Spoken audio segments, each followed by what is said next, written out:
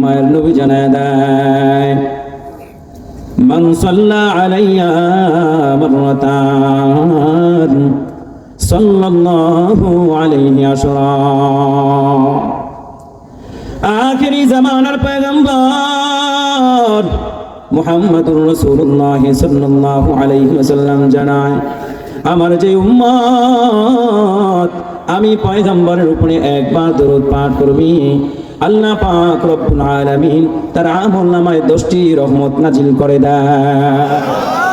মুসলমান রহমত কারে বলা হয়? ওই রহমতের পরিচয় নাও। এই তো কিছুদিন আগে ঢাকায় রানা ফেরাজা ধ্বংস হয়ে কতগুলো মানুষ মারা যায়। আজ থেকে 14 বছর আগে ভোলার লালমোহনে লঞ্চ ডুবে কতগুলো মানুষ মারা গেছে।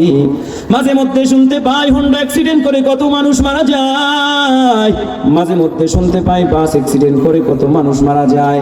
এত মানুষের মধ্যে আল্লাহর কিছু বান্দা জমিনের মধ্যে সুস্থ হালতে ফিরে আসে কিনা? কথা কয় না? যারা জমিনের মধ্যে জিন্দা ফিরে আসে, এটা তাদের কোনো কুদরতি কারিশমা নয়, দয়ার মালিক জানায় দেয়, পয়গম্বর জানায় দেয়, এটা হলো মহান রবের রহমত। পয়গম্বর জানায় দেয়, শুধু তাই নয়, আমার যে উম্মত আমি পয়গম্বরের উপরে একবার দরুদ পাঠ করবে, আল্লাহ পাক রব্বুল আলামিন তার আমলনামা থেকে 10টা গুনাহ ক্ষমা করে দেয়। পয়গম্বর জানায় দেয়, শুধু তাই নয়, ওই 10টা গুনাহের জায়গায় আল্লাহ পাক রব্বুল আলামিন 10টি নেকি দ্বারা পরিপূর্ণ করে দেয়। আখেরি জামানার পয়গম্বর মুহাম্মদুর রাসূলুল্লাহ জানায় দেয়, আমার যে উম্মত আমি পয়গম্বরের উপরে একবার দরুদ পাঠ করবে, ওই দরুদটা সারা দুনিয়ার মধ্যে আল্লাহর সৃষ্টি যত মাখলুকাত আছে, ও মুসলমান আপনাদের কাছে জানতে চাই, আল্লাহর সৃষ্টি মাখলুক জমিনের মধ্যে একটা না কোটি কোটি। ওই সাগরের দিকে তাকাইয়া দেখো, কত শত শত প্রাণী সাগরের মধ্যে আছে, কত ধরনের মাছ, কত ধরনের পোকা সাগরের মধ্যে আছে। এই যে তাকায় দেখো, একটা পোকা উঠতেছে জমিনের মধ্যে, এমন কোটি কোটি পোকা অবস্থান করতেছে, এগুলো সব আল্লাহ তাআলার মাখলুক। পয়গম্বর হাদিসের মধ্যে জানায় দেয়, আমার যে উম্মত আমি পয়গম্বরের উপরে একবার দরুদ পাঠ করবে, আল্লাহ পাক রব্বুল আলামিন একজন ফেরেশতা সারা দুনিয়ার সকল মাখলুকাতের কাছে গেছে গিয়ে ওই দরুদটা ফেরেশতার মাধ্যমে ঘোষণা দেয়, অমুকের সন্তান অমুক, অমুকের সন্তান অমুক আখেরি জামানার পয়গম্বর মুহাম্মদুর রাসূলুল্লাহ সাল্লাল্লাহু আলাইহি ওয়াসাল্লামের উপর দরুদ পাঠ করেছে।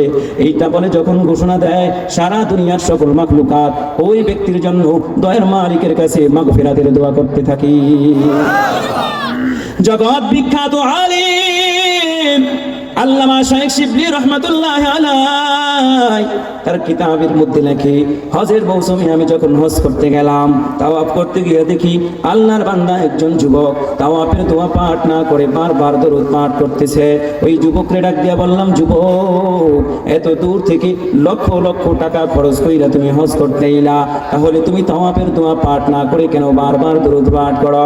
ওই যুবক ডাক দিয়া কয়, শাইখ শিবলি শোনো, যেই কারণে তাওয়াফের দোয়া পাঠ না করে আমি বারবার দরুদ ইব্রাহিম পাঠ করি, এইটা যদি তুমি জানতা আমার এই কোনোদিন দরুদ পড়া থেকে নিষেধ করতা না। শাইখ শিবলি ডাক দিয়া কয়, বলো। ওই যুবক শাইখ শিবলির লক্ষ্য করে চোখের পানিগুলা ফেলাইয়া বলে, আমি আমার বাবার সাথে হজের মৌসুমে হজ করার জন্য রওনা হয়ে গেলাম। মরুভূমি অঞ্চল দিয়ে রওনা হই, মরুভূমির মধ্যবর্তী স্থানে যাওয়ার পর